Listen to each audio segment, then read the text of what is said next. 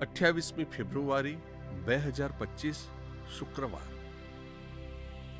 આજના શુભ સંદેશમાં ઈસુ ઉપવાસ વિશે પોતાના વિચારો રજૂ કરે છે।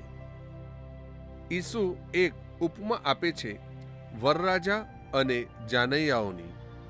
સ્પષ્ટ છે કે વરરાજા ઈસુ છે અને જાનૈયા ઈસુના શિષ્યો છે।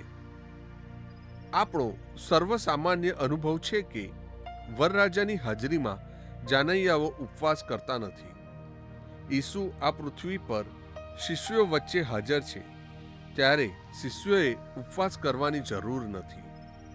વરરાજાને લઈ લેવામાં આવશે ત્યારે ઉપવાસ કરવાની જરૂર પડશે। આજે ધર્મસભામાં આપણે ભસ્મ બુધવાર અને શુભ શુક્રવારે ફરજિયાત ઉપવાસ રાખીએ છીએ। જો કે ઘણા ભક્તો સ્વેચ્છાએ આવી વધારે ઉપવાસ કરે છે।